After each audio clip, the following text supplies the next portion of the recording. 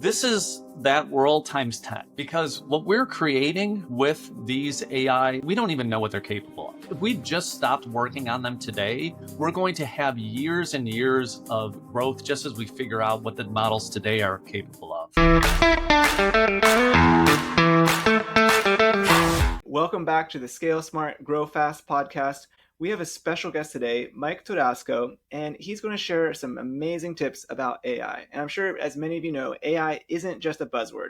It's reshaping how businesses operate, scale, and make decisions. In this episode, Mike Todasco, former Senior Director of Innovation at PayPal and visiting fellow at SDSU's AI Research Center, shares how entrepreneurs can harness AI to optimize efficiency, enhance decision-making, and stay ahead in a competitive market. If you want to future-proof your business and lead AI-driven innovation, this is a conversation you won't want to miss. Mike, welcome to the podcast. How are you? Harley, I'm doing great. Thanks for having me. Well, thanks for being on. Can you maybe share with our audience a little bit about your background and how you came to being an expert in AI? I started my life as an accountant way back in the day. I didn't know what I wanted to do out of college. I knew I liked numbers. That's about all I knew. So I went into finance and accounting. I did that for years. I was always into technology. I always like to tell people, I actually had a robotic lawnmower 22 years ago that I was working on. And it was by this company, Friendly Robotics. I was always the weird guy who had all these tech toys and all that, but I was, an accountant by day and doing that stuff by night. At some point in my career, started a business. It was an online e-commerce marketplace. It failed, but that led me to PayPal, where I was at for 11 years. And at PayPal in the 2010s, when I was there, we were doing a lot in the world of machine learning or artificial intelligence. And I just got plugged into very much that world. Eventually got the opportunity to run innovation globally for PayPal, which was super fun. I just got to work on new and emerging tech all the time. And then when I left PayPal 2022, I was already playing a lot with GPT-3 and the tools that were out there. Midjourney just got released, which is an image generation tool that summer. And I was just like, my God, as a non-engineer, it was really clear to me that this was making the 99% of people who are not engineers on this planet, it was giving them superpowers that we never had before. Because I would see what the machine learning engineers who were getting paid $600,000 a year could do at PayPal. But for normies like me, there was never a way to do that until GPT-3. And so I just started writing about it. And I've been doing that ever since and just trying to spread the word that hey, world, it's changing now. And I got involved with San Diego State. So I do a lot with the university there, a lot of teaching and things like that in that world as well. Now, our audience of business leaders have probably been thinking about AI. Many of them maybe have adopted a little bit. They've played around with ChatGPT, or some of them maybe are just I don't want to, mess with this. It's new technology. I'm kind of scared of it. So with your experience in AI innovation, how do you see AI transforming business operations, especially when it comes to that executive support? Let me start with a story. When I started college, it was about 95, and I just happened to be going to University of Illinois in Champaign. And when I got there, one of the lucky things was everything was online there. And I had literally never been on the internet before I got to college. And it was one of those things I was and when I came back and told friends about it, they're like, what are you talking about? Why would I use this? It just, none of it made sense to my high school friends or anything like that. But it was clear to me oh my God, I'm living in the future. It was just happenstance that happened to be. This is that world times 10. Because what we're creating with these AI chatbots, we don't even know what they're capable of. If we just stopped working on them today, we're going to have years and years of growth just as we figure out what the models today are capable of, let alone the next version beyond that. So from a standpoint of executive support and things like that, it's incredible what these things can do. I am constantly just having conversations when I go for a walk with an AI, brainstorming, thinking of better ideas, having it take notes for me, action items, to-dos, all this. And I'm in the car, I'm wherever. And this is all available for $20 a month with a ChatGPT or Claude or Gemini subscription. It's not even expensive. It's ridiculously cheap. I always tell people, if the tools in 2025 existed back when I was at PayPal, in 2021, we'd probably pay $100,000 a seat for these tools. And now they're available $20 per month per person today. The one thing I just tell people is use them. It doesn't work if you just dabble, because you're going to you'll find shortcomings, and they have tons of shortcomings. They're not perfect at all. And that's one of the things you got to figure out, where they're good, where they're not good.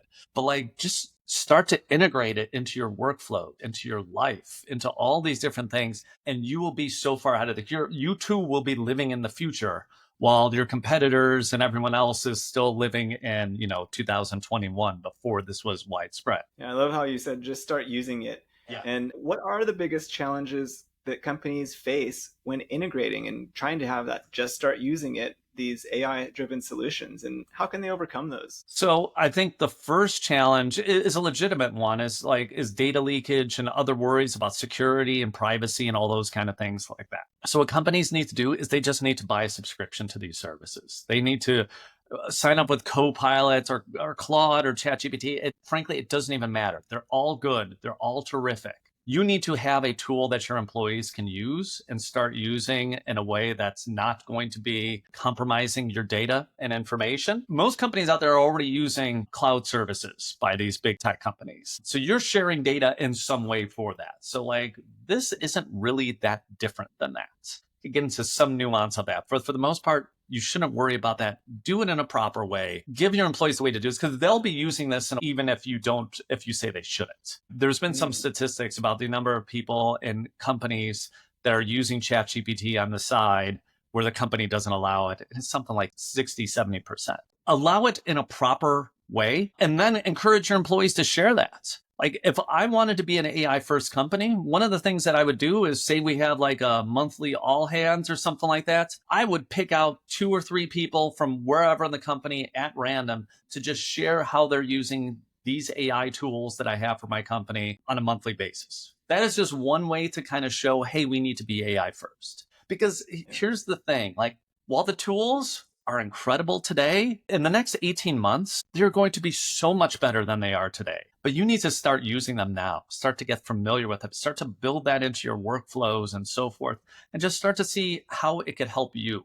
I'd love to say, well, you should do this, this, and this, but like, you kind of got to figure that out yourself. And ultimately, you need to just create a culture and environment where employees are just going to be allowed to freely play and try these things and see what works and then share what does. Yeah, I love that you mentioned that. It's something we've actually done in Workergenix, is give training to our employees, and then during our like weekly or bi-weekly kind of social get-togethers, we open it up and let people share how they're using AI that's new, whether it's, the latest video editing tools, or how to, have ChatGPT do this new function for you.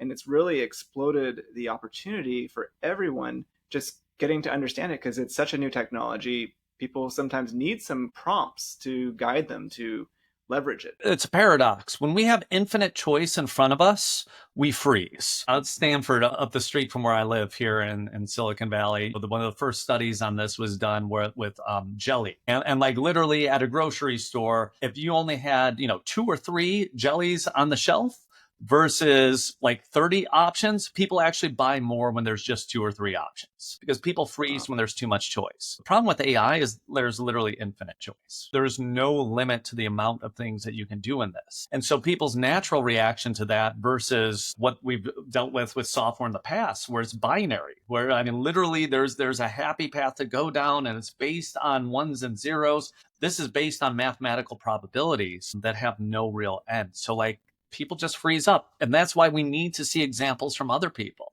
Examples where, oh my gosh, this person in accounting used this software to vibe code a thing where like now they could just scan invoices and it's going to take that information and put it in there, and it's all done on that person's computer. And like, well, then what could I code with this? Like, there's so many possibilities, and we need to see examples for us as humans to be able to then make the connection and say, oh, okay, that's what it's good for, or that's an example. And again, the only way that comes from doing that is sharing. You mentioned the decision making.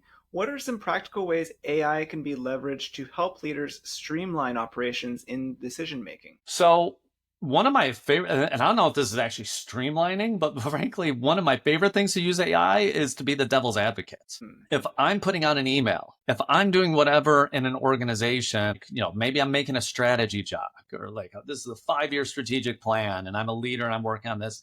I love just feeding those documents into an AI and say, hey, be my devil's advocate. What are the holes here? What are the alternate scenarios that I'm missing in this future? What are the gaps here? Once a strategy is set, to, to kind of get everyone in line and stacked up. But while it's still being developed, that is the time where you need to avoid groupthink, where you need to poke holes in that. And in some organizations, that can be hard. So that's why if AI isn't worried about, is my boss going to be mad at, or any of these things that we as human beings like, oh, well, maybe I'm just going to go with the group and say, yeah, that's a great idea. No, and AI can give you and especially if you give it direction. And that's one of the things when you're prompting an AI, say, hey, I want you to disagree. I want you to find the holes in my thinking here.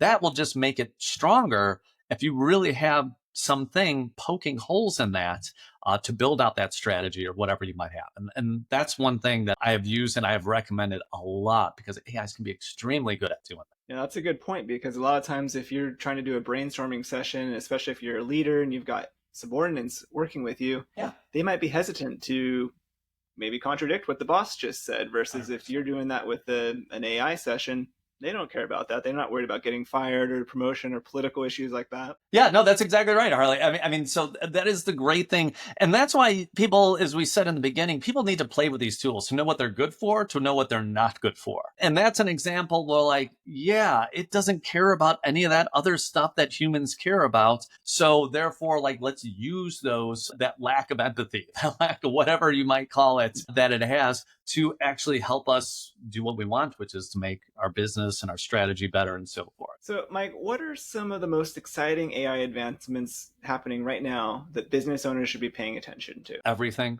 Like that's a short answer, but let me give you a specific example. I was actually teaching 2 weeks ago, and I had a Monday and a Wednesday session in that class. And Monday night, I went, gave a presentation about 2 hours long and all that. Tuesday, ChatGPT announces, OpenAI, who makes ChatGPT, announces a new image generation that they have.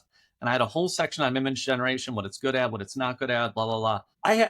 For the Wednesday class, I had to rewrite that entire part of my presentation. So the exact same class, 2 different sessions. The world is changing that fast. And I told them, and I told the Monday class as well, like, hey, by the way, like what I told you yesterday is now wrong. It needs to be updated. And that's just kind of the reality of this. So what I'd say to people is this, like, don't get too overwhelmed with what's the latest and the greatest. Just get into the tools and just use them. Gemini, ChatGPT, Claude, they're great. Like I pay $20 a month for all of them. Just pick one and go with it. Don't worry, like, but the score is a little bit better on this one and the score, like, do you know what? It's going to be fine. Like there's so much competition in this market. Prices are so low. Just kind of latch onto one and use it in whatever way that you see your company. There's a lot of other things that are happening. So like that's the foundation model. A lot of companies are building other services around these models where there's a lot of excitement. Sure.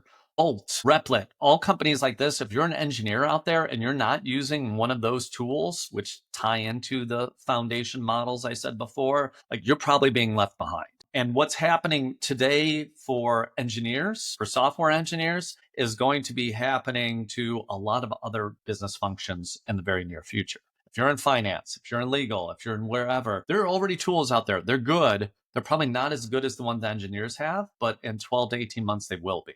So just kind of keep that in mind, dip a toe into the other like area specific tools that might help you in your job. I wouldn't go much further than that. Just, one foundation model to use for everything. And then maybe one domain specific one that's going to help you and your team do whatever it is you need to do. I love it. That advice is just kind of keeping it simple while still using an advanced tool. You kind of mentioned how things are changing so quickly. What can companies or leaders do in this market where it requires constant innovation to fully leverage AI and maybe take advantage of having like executive support with a virtual assistant that knows AI to stay ahead? Look, if you are a VA today and not using AI, like just as I said with the engineers, you're completely being left behind. So if I were a leader and working with a virtual assistant, I would actually test them on their AI abilities. Like I would just kind of say like, hey, what is it that you can do? What is it you can create? If I'm trying to hire between 2 VAs, I'm going to say, hey, I'm going to pay both of you for 4 hours of work. I need you to do some superhuman type task. I need you to take whatever it might be, a book I wrote previously, and I need you to work with an AI to rewrite that for 2025, whatever it might be, and see what they come back with. And like give them a day to do that or whatever it might be, and just see what they can do. A great virtual assistant would probably use a tool like Notebook LM, and they would have like a different instance of Notebook LM. So Notebook LM, for people who don't know, it's made by Google. It's using a slightly different technology called RAG, Retrieval Augmented Generation, where it really keeps core to the source documents that you feed into it. And so what that means is like you can have a different setup for each person that you're supporting as a VA. You could put every call in there. You can use a tool like Otter or Fireflies to transcribe every call. Put that all into there. You have this whole corpus of information that you know about the person, and that will just have you better answer questions and queries and, whatever it is that you might be doing, whether it's helping them book travel, helping them summarize action points, helping them build a deck, whatever it is, you could kind of put that in there, identify a person's style, and just be so much more effective with it. So yes, if I'm hiring a VA, I am 100% looking for how they're using AI. And I don't want them to hide it. Like my expectation would be that they are using AI. And if you're a VA, I would say be upfront with that. Say like, yeah, I'm using AI. And do you know what? I use it better than any of the other VAs out there. And I could do 3 times the work in the same amount of time as any of these other ones. And here's why. That would be the pitch Absolutely. that I would give. Every day, your top performers are buried under emails, scheduling, and reporting. Work that doesn't move the needle. The result? Frustration, burnout, and worst of all, lost revenue. That's why we created the Executive's Guide to Scaling High Performers, a simple, battle-tested framework to eliminate busy work and unlock your team's full potential. Inside, you'll get the exact steps top executives use to retain A players, boost productivity, and free up their team for high-impact work. Stop losing revenue. Go to workergenix.com/growthhub or check the episode notes to download the Executive's Guide to Scaling High Performers now. I love it. It's so important now, too, because in the past, VAs often were seen as just handing off low-level tasks, but it's changed now because technology does a low-level task, and so the VA needs to be the master of that technology to execute all of those things. Absolutely. I use VAs. I mean, Harley, this is how I got connected with you. It was using a VA that I have because I love doing podcasts. I love having these kind of conversations. And so I actually have 2 different VAs that look at different places to do this, and they have different styles and so forth. Like, I think if anything, this is going to expand the market for virtual assistants out there. I've been using VAs for the last 15 plus years now. Like even when I was at a big company, I was still using a VA when I wasn't supposed to be, and all these kind of things. Like there is so much value in that. And I think VAs are just going to be able to help with that much more in the near term by using these tools and just showing people like how helpful they really can be. Well, I think you kind of mentioned about some of the topics on this next question. But, people often see AI as being a replacement for human roles. But many believe, and you probably have this opinion, that it works best alongside people. How do you see AI enhancing the capabilities of executive assistants? Yeah. So, look, I would say for the foreseeable future, that is going to be the role of AIs. They are not going to be replacements yet. In part because when stuff goes wrong and hallucinations or confabulations within AI happen all the time.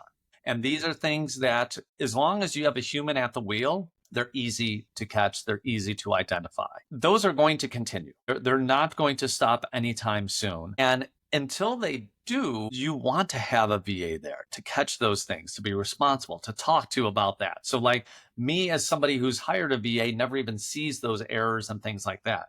The last thing that I would want to do if I was trying to hire a VA is just have problems that I have to then sift through and the documents related to travel, related to whatever that a human being would have caught. And it's not worth it just working with an AI agent to do that. Now, 4 or 5 years from now, maybe that's a difference. It's hard to say, but at least as of today, it is a tool that is going to be supplementing and augmenting the things that you do and helping what you do better, whether you're a VA or an engineer or a lawyer or anything else that we. Kind of going back a little bit, we mentioned some strategies at the beginning of the podcast episode about how to encourage adoption. But more on the leadership side, leadership plays a huge role in adopting these AI solutions. What mindset shifts do business owners need to make to fully embrace AI-driven decision making? Well, look, if you are saying that you're an AI first company and you're not using the tools yourself, then you're just a hypocrite.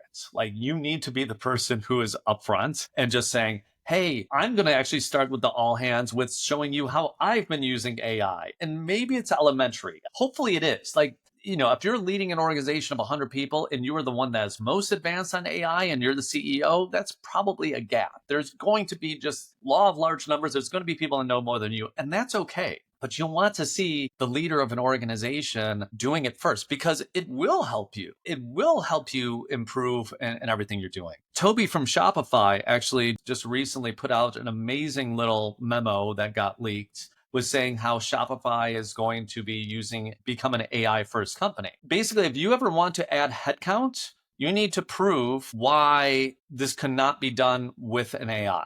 Like just simple things like that within an organization. And Toby put out this like 4-page memo that was sort of outlining that. And, if I'm a leader in the company, I'm thinking, well, what's the version I can have? And it's available for anybody to see on Twitter if they want to. It's pretty easy to find. It's gotten a lot of press. What's the version of that within your organization? So do it yourself. Don't be a hypocrite and just clear communication on what you want. And I guess the third thing is we already talked about, you need to have tools that are approved, that are encouraged, they're on everybody's desktop, that anybody in the company can use. So if you do those 3 things, you will become an AI first organization. Now, for me personally, I'm really big on like KPIs, tracking performance of my team and with the business. Talking about AI adoption and AI first company, if a business is wanting to adopt AI more and be truly AI first, what are some like positive kind of team, leadership type KPIs or other policies or frameworks that you would recommend they start implementing to really encourage the adoption beyond what we've talked about of just,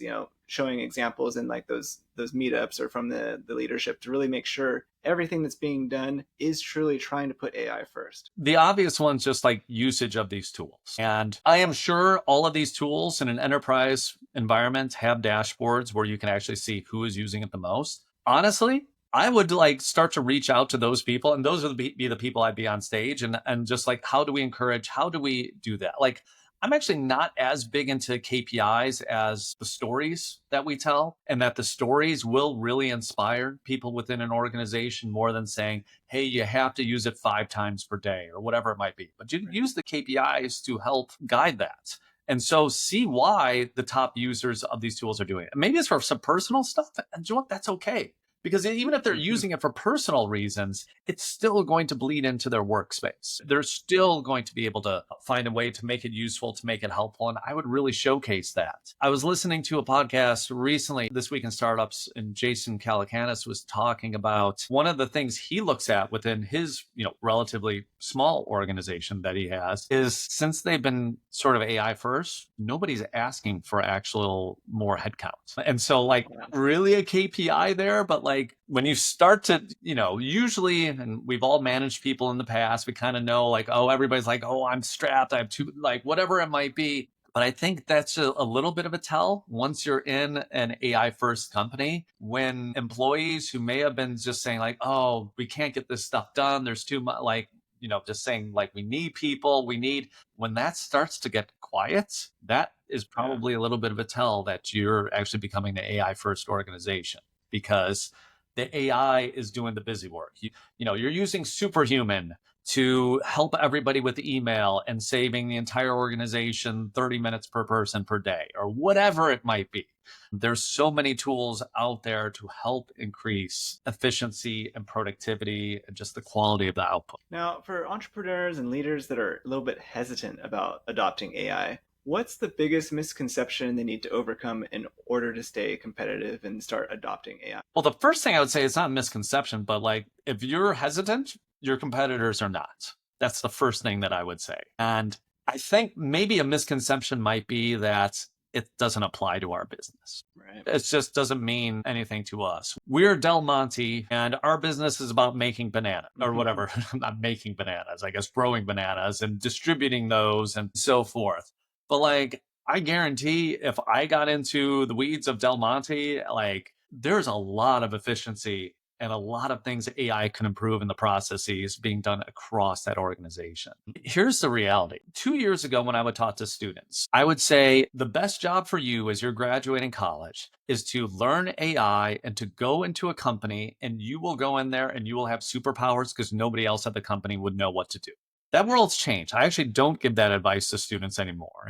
And actually, what I tell them now is the only job that I know that's going to exist in 5 years is that of a solopreneur, is somebody who is just a one person shop, who is passionate about a product, passionate about a customer space, build something for that. And you might have 100, 1,000, a million agents working for you at your direction, or whatever that might be. This is looking a little bit in the future, but I'm trying to kind of say, like, okay, if you're 22 now and you're going to be 25, 26, what's the world going to actually look like? And what I would say to any organization out there, like, okay, so say you're a software company, you're building something, the AI can replicate your what you've built on a moment's notice. Like, what is your real moat? If you could have a dozen startups with all these agents competing with you out of college, building a similar software, maybe capturing every individual niche that you're targeting, what is your moat in that world? And this is the biggest shift that we're seeing. Like right now, where we're at in early April, I am sure every business owner across the world is so concerned about tariffs. Tariffs, tariffs, tariffs. That is all that's going on. That doesn't even matter compared to the seismic shift that we're going to see from AI in the upcoming years. Like, sure, okay, spend some time on that. Like, yes, I could see how that for many people, especially importing, exporting physical goods, that could be an issue. But the bigger thing out there is AI and what the opportunity is going to be, and also what the risks are going to be. So for anybody who's hesitant, that's what I would say. Like, you got to look at the strategy. You got to look at like what the longer term is and kind of just move past that and just say, like, even if I don't like it, even if I don't understand it, this is just what the world is going to be like. For the sake of the future of this organization, I need to embrace it and I need to kind of do the steps we talked about before to make sure we're AI first. Absolutely. Well, Mike, you have shared some incredible insights and wisdom with our audience today about AI. If people want to learn more or stay up to date with AI, what's the best way for them to connect with you? I'm on LinkedIn. If anybody wants to follow me there, I do have a newsletter I put out. It's totally free. I don't make money off of any of this stuff. Like, that's not my goal at all. I just want to blab about interesting things in the world of AI in a very plain spoken way. Again, I am not an engineer, so I try to bring it down to real terms and make it real practical for folks. So if they want to follow that newsletter, I encourage them to do so. So we'll be sure to have that link in the show notes wherever you're viewing or listening to this. So be sure to check it out. And if you got value from this episode, do one quick thing. Hit like and subscribe so you don't miss future strategies to help you scale smarter. And do you know a business owner or colleague who could use this? Share this episode with them. It could be exactly what they need right now. And if you're listening on a podcast platform, leave us a quick rating. It helps us reach more leaders just like you. And thanks for tuning in. We'll see you in the next one.